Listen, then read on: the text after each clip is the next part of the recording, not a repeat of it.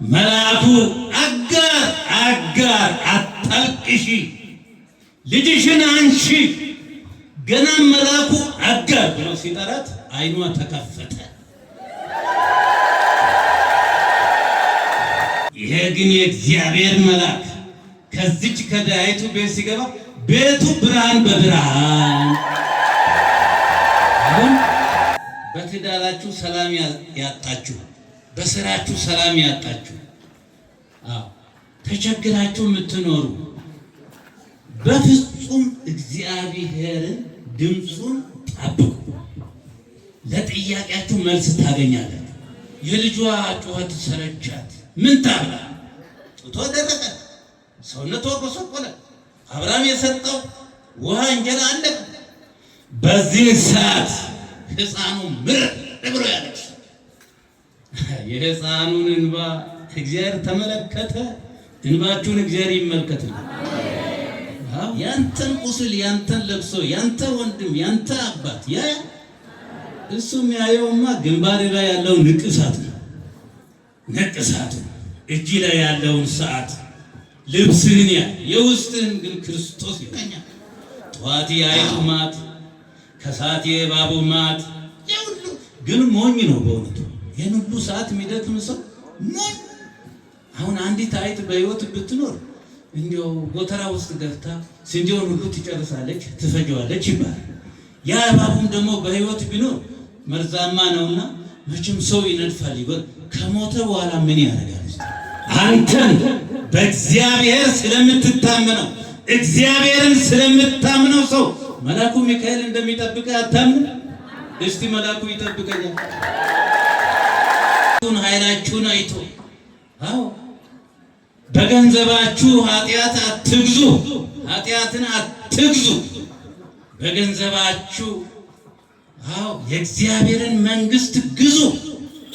ከችግሬ ያሳርፋሉ ብለህ ቀለል ይለኛል ብለህ ችግርህን ስትናገር ያን ክፍተትህን ተጠቅሞ ያጠቁሃል። እግዚአብሔር ልጆች ክፍተትህን ለሚሞላ ባዶነትን ለሚሞላ ለክርስቶስ ንገር። ችግር ከችግር ነፃ ትወጣለህ። ይሄን ድምፅ የምትሰሙ በያላችሁበት ቦታ እይታችሁን አስተካክሉ። የኢዮብ ሚስት እይታዋ በባሏ ቁስል ትኩር ብላ ጠዋትም ማታ ያን ቁስል ነው የምታየው። በሱ ስለታመንከው ስላንተ፣ እሱን ስላመንከው ስላንተ እግዚአብሔር መላእክቱን ስላንተ ያዝላል አይደል? መዝሙረ ዳዊት ምዕራፍ 90 ከቁጥር 11 እስመ ለመላእክቲሁ ይእዝዞሙ በእንቲአከ ከመ ይቀቡከ በኩሉ ፍናዊከ ወበእደዊሆሙ ያነስኡከ። እግርህ በእንቅርፋት ተሰናክላ እንዳትወድቅ በመንገድ በትዳር ሁሉ በእግዚአብሔር ስለታመንክ እሱን ጥግ ስላደረግ እግዚአብሔር መላእክቱን ስላንተ ያዝላል። በእግዚአብሔር ጥበቃ ተማመኑ ክርስቲያኖች።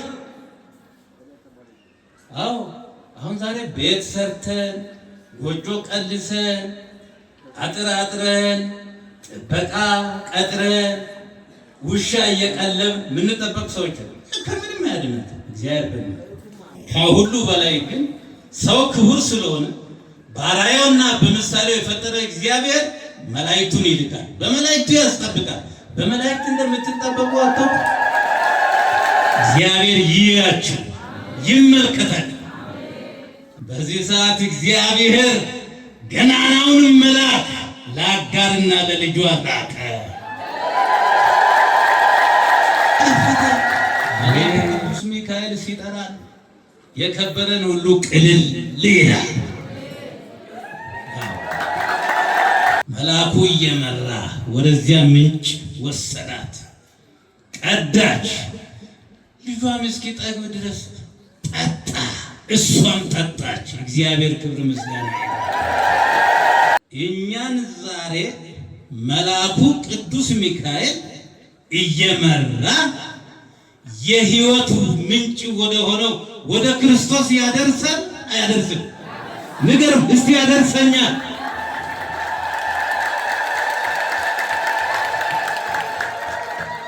ከዋነኞቹ አለቆች አንዱና ዋነኛው ሊረዳኝ ቅዱስ ሚካኤል እየበረረ ወደ እኔ መጣ። ጴጥሮስን በዚያ በእስር ቤት ገብቶ ሰንሰለቱን ብጥስ አድርጎ ነፃ ያወጣ ቅዱስ ሚካኤል። እዚች ዳዊት ሚካኤል እየበረረ መጣ። ገና ቤቷን ሲባርክ ንብረቷ ሁሉ ተባረከ። የዚህን የክፉን ጎረቤት የምቀኛውን ሰው ሀብት ሁሉ ይወርሳል። ያላችሁ ልጁ ዳዊት ወያድጉ ለባዕድ ቢሎሙ የክፉ ሰዎችን ንብረት ልጆች አይወርሱም፣ ማንም ይወርሳል። ገንዘብ ያላችሁ በገንዘባችሁ እወቁበት። በገንዘባችሁ ክፉ ነገር አታድርጉ፣ እግዚአብሔር አይወድም። በዚያች ቁልፍ ያን ሲከፍት ፀሐይ የመሰለ ልጅ አቤት እግዚአብሔር አንድ ወረቀት ሙልት አድርጎ የሞት ደብዳቤ ለዚያ ለሱ ስራ አስኪያጅ፣ ለሱ ኃላፊ፣ ለሱ መጋቢ ባይራን የሚባል ሕፃን ልጅ ይመጣል።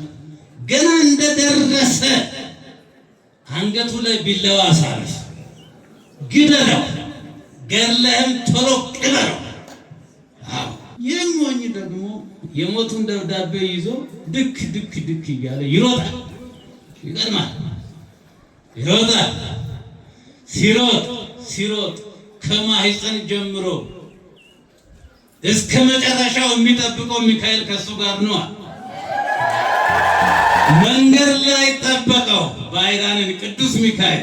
አቤት ይገርማል። የምትሄደው የያዝከው ምንድን ነው? እኔማ አንድ ሰው ልኮኝ ለማንም ይህን እንዳሰጥ ብሎ ልኮኝ እየሄድክ በልጅህን ዘርጋ፣ እዛ ላይ እውነት ዘርጋ።